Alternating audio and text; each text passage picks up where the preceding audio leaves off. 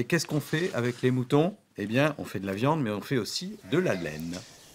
Et oui, c'est donc à Fleury-la-Forêt que je me trouve, à la ferme de la Cachetterie, et je suis avec Nathalie, qui a extrêmement envie de me parler de moutons et de laine, qui adore ça. On sent qu'elle aime ça, on sent qu'elle va adorer me parler. Alors par exemple, excuse-moi, mais qu'est-ce que c'est ces choses-là? Je sais que c'est des moutons, mais il y a une race particulière? Oui, ce sont des Île-de-France. Île-de-France. Et alors cette race particulière Île-de-France, c'est parce qu'elle est bien pour la laine, c'est ça? Oui, la fibre est assez longue, on peut bien la filer, ça donne un travail correct. Correct. Alors les gens, parce qu'ils ont l'habitude d'entendre le mérinos. Oui. Et en fait, c'est une race de mouton. Le mérinos, c'est une race de mouton également. Et l'Île-de-France fait partie de la famille des mérinos. Ah d'accord, c'est proche. C'est proche. Alors le mouton, il se rase tous les combien? Une fois par an, on le déshabille de sa toison. De sa belle toison, une fois par an. C'est les mâles, les femelles, oui, les papas et les mamans. Les papas et les mamans uniquement. Parce qu'ici à la ferme, les agneaux sont ici pour... sont destinés pour la viande. Sont destinés pour la viande, très bien. Donc du coup, on tombe que ceux qui ont de la laine. Hein. Et alors ça pousse beaucoup?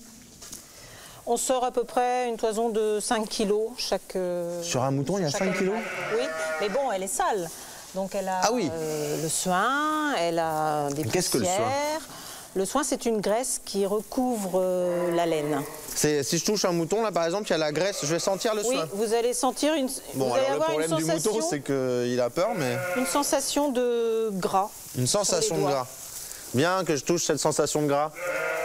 Bon, en même temps, c'est bon quand c'est un peu gras le mouton. C'est vrai qu'il ne faut pas se le cacher, c'est meilleur. C'est comme ça. Bon, bah bref. Et donc, ces petits moutons-là, eux, ils vous les gardez, ils sont là pour se reproduire. Oui. Et la laine, une fois qu'on leur enlève, une fois par an, c'est vers quelle période? Juin. Juin. Et ensuite, ça part où? Qu'est-ce qu'on en fait de la laine? Alors, on l'expédie en laverie, donc dans l'Allier. C'est une laverie spécialisée pour le lavage de la laine uniquement.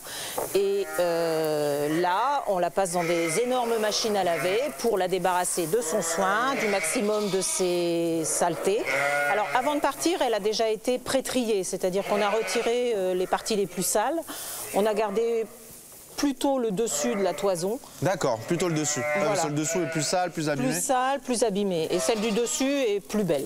Et du coup, après, ils sont triés comme avec des gros pelles? Alors, une fois que c'est lavé, elle est en masse.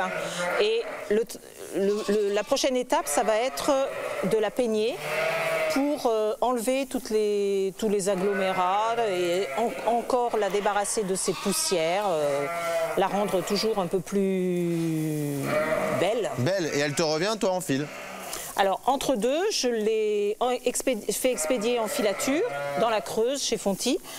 Eux me la transforment en fil et la colorent. Et la colorent, et après, donc du coup, toi, tu la reçois et on peut aller faire des pulls. Voilà. Eh ben là, on va aller faire les pulls, Nathalie. Ah, parce que bon, c'est le moment de faire les pulls, on se retrouve tout à l'heure, on va faire les pulls. Eh bien pour moi, ça serait un pull à rayures et appliquez-vous, hein, parce que s'il est joli, je le porte à l'antenne.